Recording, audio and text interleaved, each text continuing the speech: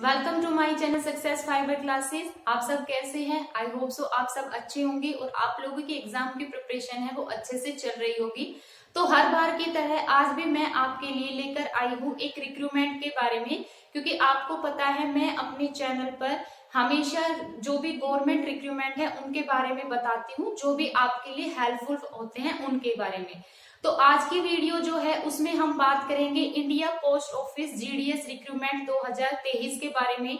इस वीडियो में हम पूरा डिटेल में बात करेंगे कि क्या इसका सिलेक्शन क्राइटेरिया है, क्या इसका एज क्राइटेरिया है, कितनी इसकी एप्लीकेशन फीस है वो रहने वाली है, क्या इसमें वैकेंसी डिटेल है, स्टेट वाइज इसमें कितनी वैकेंसी है, स्टेट वाइज इसमें लैंग्वेज है वो क्या है, और उसके बाद हम बात करेंगे कि क्या इसके अंदर आपका एग्जाम होगा या फिर इंटरव्यू होगा या फिर डायरेक्ट आपकी इसमें जॉब लगेगी आपके मार्क्स के बेस पर। तो चलिए इन सब सवालों का जवाब देंगे इस वीडियो में। शुरू करते हैं हम अपनी वीडियो को। तो सबसे पहले हम बात कर रहे हैं India post office GDS recruitment 2023, ये हमारा फोकस टॉपिक है। तो सबसे पहले हम बात करते हैं वैकेंसी के बारे में। तो वैकेंसी है इसमें 30,000 प्लस, तो यहाँ पर एक अच्छी खासी वैकेंसी है वो आपको देखने को मिल रही है।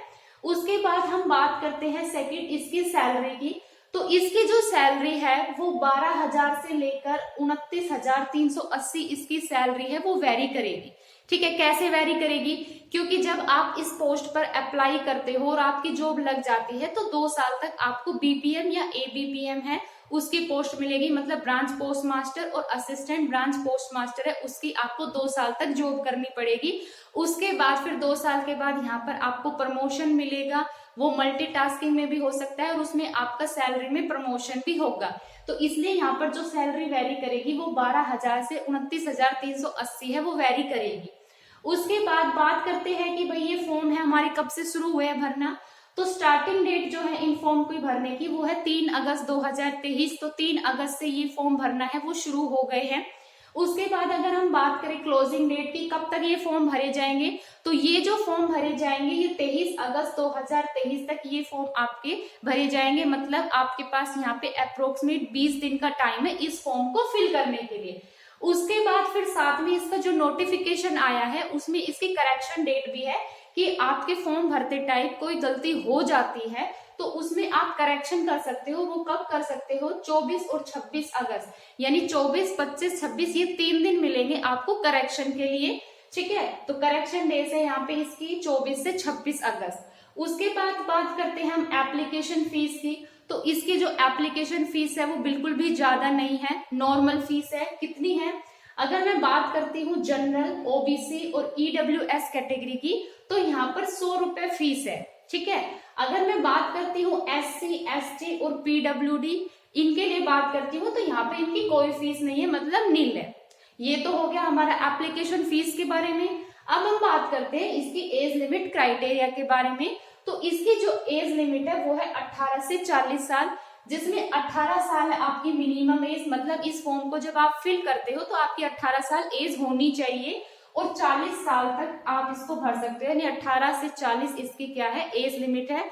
फिर एज रिलैक्सेशन जैसा हमारा होता है गाइडेंस के अकॉर्डिंग, वैसा इसमें एज रिलैक्सेशन है वो गिवन है। उसके बाद फिर हम बात करते हैं यहाँ पर सिलेक्शन प्रोसेस के बारे में।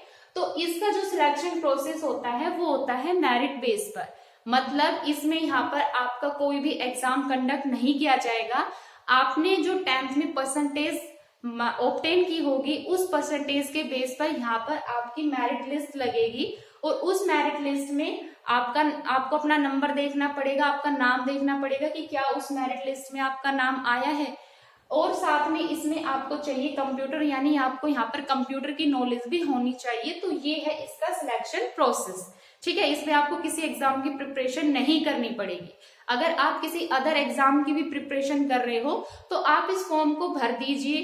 क्या पता अगर आपका लक हो तो क्या पता इसमें जॉब लग ही जाए। 2 साल तक इसकी जो सैलरी है वो मिनिमम रहेगी, उसके बाद फिर इसकी सैलरी इंक्रीमेंट हो जाती है। उसके बाद फिर हम बात करते हैं वैकेंसी के बारे में। तो यहाँ पर मैं बात करती हूँ जनरल की वैकेंसी। तो जनरल की यहाँ पे वैकेंसी है 13,000 प्लस इस पर वैकेंसी है। ओबीसी की बात करती हूँ तो 6,051 यहाँ पर ओबीसी की वैकेंसी है। उसके बाद एससी की जो वैकेंसी है वो है 4,138।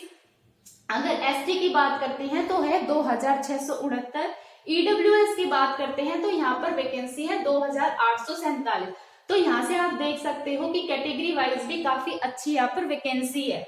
उसके बाद फिर हम बात करते हैं पीडब्ल्यूडी में, तो इसमें 4 कैटेगरी आती है, ए बी सी और डीई। ठीक है, तो ए में जो पोस्ट है वो 195 है, बी के अंदर जो वैकेंसी है 220 है, पीडब्ल्यूडी सी कैटेगरी में 233 पोस्ट है और पीडब्ल्यूडी डीई कैटेगरी के अंदर यहाँ पर 70 पोस्ट है।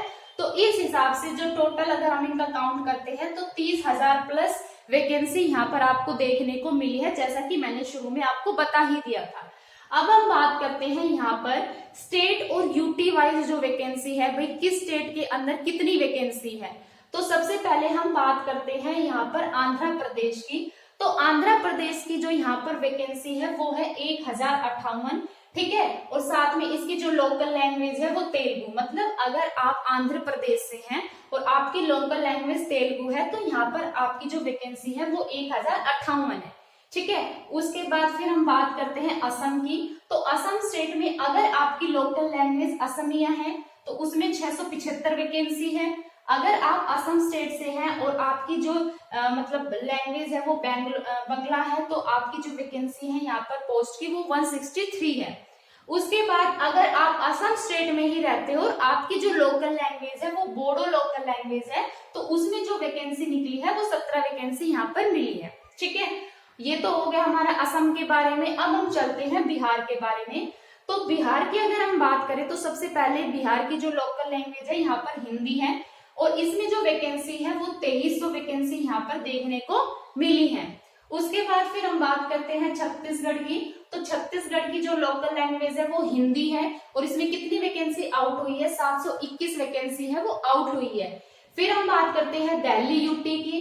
तो दिल्ली यूटी में जो मतलब वैकेंसी है वो 22 वैकेंसी है। अगर आप दिल्ली साइकिल से तो आपकी 22 वैकेंसी यहाँ पर है।